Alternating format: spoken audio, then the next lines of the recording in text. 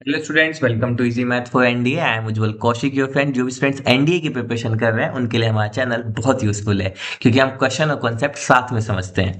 तो चलिए, क्वेश्चन आज का गिवन है, a square in inscribe in a circle this and its sides are parallel to the coordinate axis, then which one of the following is a vertex of square। सबसे पहले समझ लेते हैं क्वेश्चन में क्या गिवन है। तो बेसिकली ये कहना चाह रहा है कि हमारे पास एक सर्कल है, ठीक है, माफ कीजिएगा मेरी चित्रकारी के लिए, और सर्कल के अंदर ना एक स्क्वायर बना हुआ है।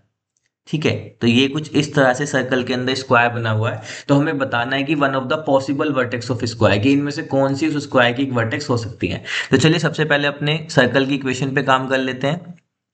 तो वो गिवन है x square plus y square plus 2x plus 2y plus 1 = 0। तो देखो यहाँ पे हम इसको परफेक्ट स्क्वायर बना लेते हैं। कैसे, तो मैं आपको सिखा देता हूँ अगर आपको नहीं आता है। तो 2x वाली टर्म को एक साथ ले लो और y वाली टर्म्स को एक साथ ले लो, +1 एज इट इज। और यहाँ पे हम हेल्प लेंगे फॉर्मूले की, या तो a प्लस बी का होल स्क्वायर या फिर a माइनस बी का होल स्क्वायर। ठीक है, तो a square plus b square plus 2ab, इन्हीं दो फॉर्मूले की हेल्प से हम बना देते हैं। ठीक है, यहाँ पे हम a प्लस बी के होल स्क्वायर से हेल्प लेंगे। देखो कैसे, यहाँ पे ये एक्स स्क्वायर गिवन है। थोड़ी देर के लिए इसको लेट करो कि ये a स्क्वायर है। ठीक है, और ये जो 2x वाली टर्म है ये होती है 2ab वाली टर्म। तो अब अगर आप यहाँ पे देखो इसको कंपैरिजन करके, तो एक्स स्क्वायर प्लस 2, अब a की जगह पे आया x। ठीक है, अब आपको b को कुछ इस तरह से सेलेक्ट करना होता है कि ये जो 2x वाली टर्म है ये वापस 2x ही बन जाए। तो यानी कि b को अगर हम यहाँ पे 1 ले लें, ठीक है, अगर हम b को यहाँ पे 1 ले लें तो कोई दिक्कत नहीं। तो अब बस b हमें 1 मिल गया, तो यहाँ पे 1 का स्क्वायर ऐड कर दो, 1 का स्क्वायर सब्ट्रैक्ट कर दो। चलो अब मैं आपको बना के दिखाता हूँ। इसके लिए अगर आपको नहीं समझ आया, सेम प्रोसेस है, इसको समझिए। मैं कलर चेंज कर देता हूँ यहाँ पे। देखो, अब इसको समझो कि ये ए स्क्वायर है और ये 2ab वाली टर्म है। तो ए स्क्वायर यानी कि वाई का स्क्वायर प्लस 2, ए की जगह पे आ जाएगा वाई। अब आपको बी को कुछ इस तरह से चूज करना है कि वापस में यही 2y ही बना रहे। तो बी को फिर से हम 1 चूज कर लेंगे। तो बस 1 का स्क्वायर ऐड कर दो, 1 का स्क्वायर सब्ट्रैक्ट कर दो, प्लस। अच्छा, अब +1 कौन सा, ये वाला। देखो मैंने इसको कलर अलग से लिख दिया +1, ताकि आप लोगों को समझ में आए। ब्लैक वाला हमने एक्स स्क्वायर प्लस 2x पे काम किया है, रेड में वाई स्क्वायर प्लस 2y पे, और फिर लास्ट का 1। तो बस अब आपको यहाँ पे समझ में आएगा कि ये जो पोर्शन है ये बन गया x प्लस 1 का होल स्क्वायर,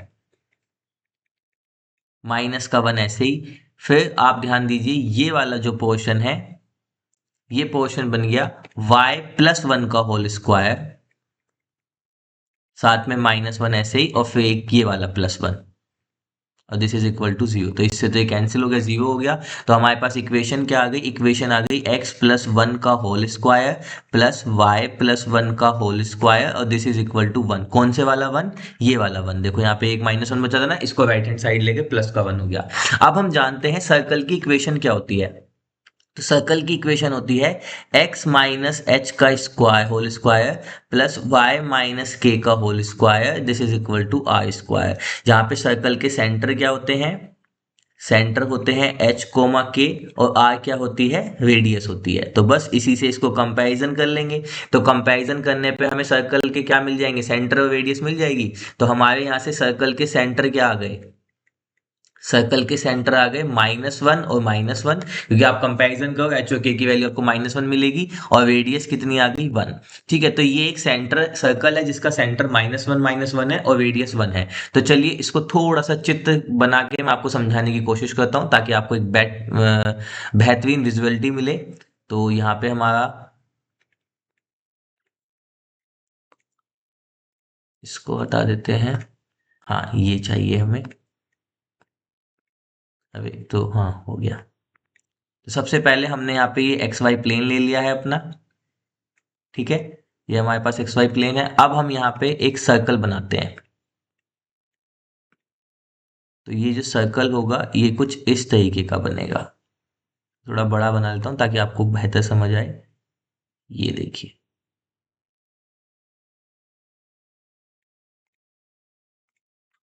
अब देखो सर्कल के सेंटर -1 थे, तो -1 यानी कि थर्ड क्वाड्रेंट में सेंटर का सर्कल बनेगा, और उसकी रेडियस 1 थी। तो यानी कि एग्जैक्ट ये वाई एक्सिस को टच करेगा और एग्जैक्ट ये एक्स एक्सिस को टच करेगा। क्योंकि भाई वन -1 है, तो यहाँ से ये डिस्टेंस -1 है और ये डिस्टेंस -1 है, तो ये एक ऐसा सर्कल बनेगा जो कि किसको टच करेगा, एक्स वाई एक्सिस को टच करेगा। अब हमें इसके अंदर एक स्क्वायर बनाना था जो कि पैरेलल है किसके, कोऑर्डिनेट एक्सिस के। तो जो स्क्वायर बनेगा वो कुछ ऐसा बन जाएगा, माफ कीजिएगा मेरी चित्रकारी के लिए मैं फिर से यही कहूंगा, ठीक है। तो ये हमें स्क्वायर बन गया, हमें इसकी वर्टेक्स फाइंड करनी है। अब देखो बहुत सिंपल सा यहाँ पे हम कॉन्सेप्ट यूज करने वाले हैं। जैसे कि अगर हम मान लें कि लेट जो स्क्वायर है उसकी साइड ए है,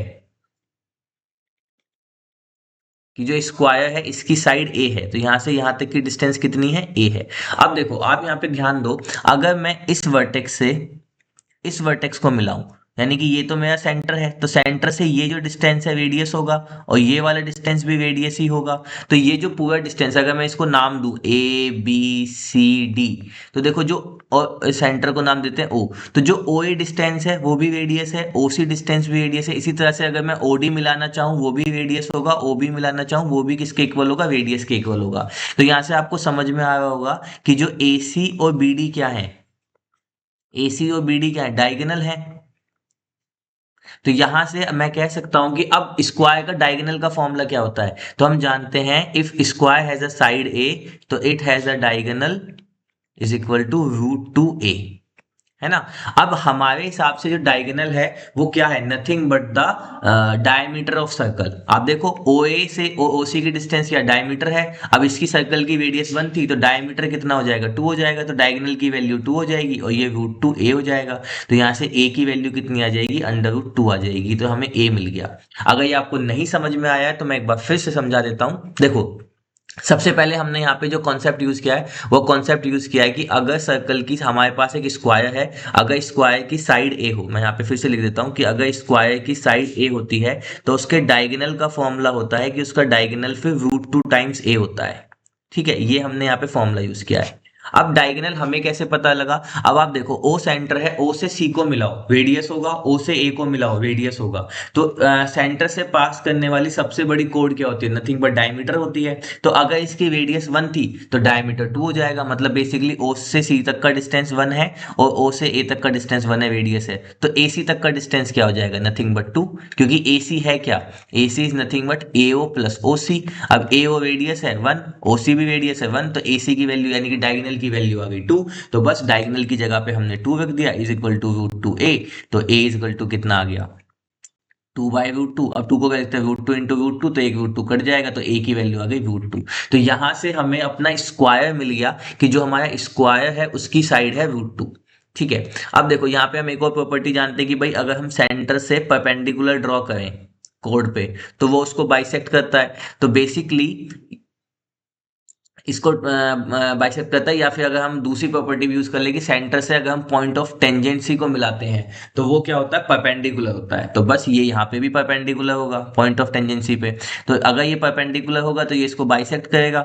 ठीक है, अगर आपको नहीं पता तो ये सब प्रॉपर्टीज हैं, मैं आपको फिर भी बता देता हूँ। मुझे नहीं पता जो स्टूडेंट्स देख रहा है उसको कितना पता है, तो अगर आपको पता है तो आप स्किप कर सकते हैं, नहीं पता तो आप समझ सकते हैं, क्योंकि मेरा जो मोटिव है वो सभी को समझाना है। देखो सर्कल में दो प्रॉपर्टी होती हैं, ठीक है। चलो पहले इसको स्क्वायर को हटा देते हैं, मैं आपको बताया तो सर्कल की दो प्रॉपर्टी हम यहाँ पे यूज करने वाले। पहली कि अगर कोई यहाँ पे टेंजेंट है, सर्कल से पास करती हुई कोई टेंजेंट है, अगर हम सेंटर से पॉइंट ऑफ टेंजेंसी को मिलाते हैं तो ये हमेशा परपेंडिकुलर होता है। और दूसरी प्रॉपर्टी हम यहाँ पे सर्कल की ये यूज करने वाले हैं कि मान लेते हैं कोई कोड हमें गिवन है, तो अगर हम सेंटर से परपेंडिकुलर ड्रॉ करें तो वो उसको बाइसेक्ट करती है।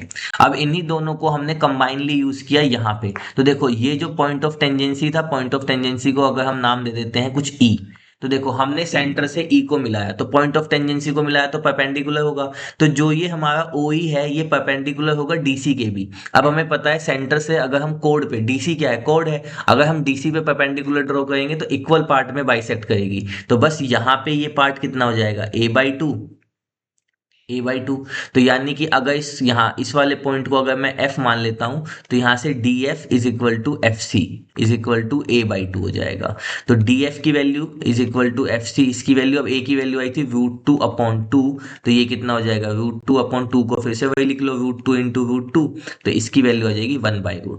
बस इतना होते ही हमारा क्वेश्चन खत्म हो गया कि अब इसकी पॉसिबल वर्टेक्स क्या हो सकती हैं। देखो मैं एक बार फिर से इस डायग्राम को, इसको दोनों को साथ में ही लेकर आपको समझा देता हूँ कि यहाँ पे ये हमारा सर्कल है, ठीक है, और ये उसका स्क्वायर है जो उसके अंदर बन रहा है, ठीक है।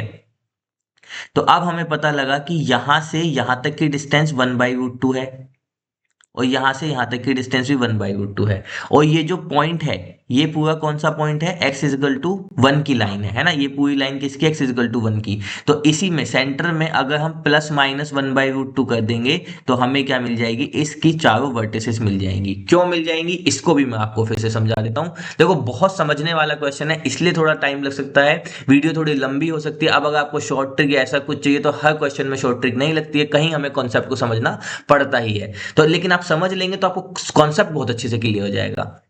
तो देखो बहुत सिंपल है, मैं इस वाले डायग्राम को भी यहाँ पे विजिबल ही रखता हूँ ताकि आपको समझ में आए। देखो अब बेसिकली था क्या, ये थी हमारी एक्स एक्सिस, यहाँ पे है 0, यहाँ पे कहीं है -1, ठीक है। और यहाँ पे आप देखो अगर आप -1 में कुछ ऐड करोगे, ठीक है, अगर आप -1 में कुछ ऐड करोगे तो बेसिकली ये -1 है और ये डिस्टेंस a/2 है। तो इस पूरे x=-1 की लाइन ये होगी।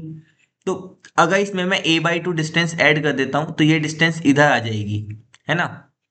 तो ये डिस्टेंस हो जाएगी बेसिकली ये, तो इसकी वैल्यू क्या हो जाएगी, -1 प्लस का a/2, ठीक है। तो इस पूरी लाइन पे जो एक्स एक्सिस पे, इस पूरी लाइन पे जो एक्स एक्सिस रहेगी वो -1 प्लस a/2 रहेगी। इसी तरह से अगर मैं -1 में से कुछ सब्ट्रैक्ट कर देता हूँ, सब्ट्रैक्ट क्या करना है, ये a/2 डिस्टेंस, तो यहां से ये हो जाएगा -1 माइनस का a/2, तो ये मिल गई हमें लाइन, ठीक है। अब ये जो है ना, यही लाइन मिल रही है हमें। देखो अगर मैं आपको यहाँ पे इसको कलर से करके दिखाऊं तो हमें बेसिकली ये लाइन मिल रही है, a/2 डिस्टेंस ऐड करने पे और a/2 डिस्टेंस घटाने पे। तो इस पूरी लाइन पे जो x एक्सिस का कोऑर्डिनेट है वो तो -1 प्लस a/2 और -1 माइनस a/2 रहेगा। तो इसी को हमने आगे चल के a की वैल्यू √2 रखे, तो हमने बोला कि जो x की कोऑर्डिनेट है वो यही आएंगे। तो देखो ये आ गए -1 प्लस माइनस a/2 की वैल्यू कितनी है, 1/√2, ठीक है। ठीक है, चलो अब y कोऑर्डिनेट को कैसे समझेंगे। तो देखो y कोऑर्डिनेट के लिए सिंपल है, अब x के लिए हमने ऐसे किया, अब y के लिए भी सेम मूव करो। तो देखो y था हमारा यहाँ पे, ये रहा y=-1, ठीक है। अब मैं y एक्सिस के लिए आपको यहाँ पे समझा देता हूँ कि ये ओरिजिन है 0 0, ये है। अब देखो y की वैल्यू कितनी है, यहाँ पे -1। अब -1 में मैं डिस्टेंस ऐड करूंगा a/2, तो मैं यहाँ पे पहुंच जाऊंगा, तो ये क्या होगा, -1 प्लस का a/2। तो ये वाली जो लाइन होगी ये -1 प्लस a/2 की लाइन होगी। अब इसी में मैं माइनस कर दूंगा तो नंबर वो छोटा हो जाएगा, -1 माइनस a/2 की लाइन ये वाली होगी। तो बेसिकली जब हमने -1 में a/2 ऐड किया तो ये वाली लाइन मिल गई, और जब -1 में a/2 सब्ट्रैक्ट किया तो ये वाली लाइन मिल गई। तो इस पूरे पे y कोऑर्डिनेट कितना रहेगा, तो वही y कोऑर्डिनेट हमने लिखा है -1 प्लस -1/√2। तो हमारे चारों वर्टिसेस हमें मिल गई। तो अब देख लेते हैं इनमें से कौन सा ऑप्शन हमें मिल रहा है। तो -1 प्लस का 1/√2, -1 माइनस का 1/√2, तो ऑप्शन सी एक वर्टेक्स होगी, ठीक है। अब ये कौन सी वर्टेक्स होगी, आप ये आपके लिए जानना जरूरी नहीं है, पर अगर आप क्यूरियोसिटी में है तो हम देख सकते हैं। देखो -1 में प्लस 1/2 हुआ एक्स एक्सिस के लिए, तो -1 में एक्स एक्सिस के लिए प्लस का 1/2 हुआ, तो यानी कि हम इस वाली साइड आए, ठीक है। अगर मैं इसको किसी अलग कलर से दिखाऊं या ब्लैक से देख लेते हैं, तो हम इस साइड आए, -1 में प्लस का 1/2 हुआ, तो यानी कि इस लाइन पे हैं। और वाई एक्सिस के लिए कोऑर्डिनेट क्या, -1 में माइनस का 1/2 हुआ, तो -1 में माइनस का 1/2 हुआ, तो यानी कि बी। तो ये वाली वर्टेक्स हमारी फाइंड की है। So I hope you are able to understand the video. If you still have any doubt you can ask to me in to the comment box. Thank you very much, please subscribe to the channel, be happy.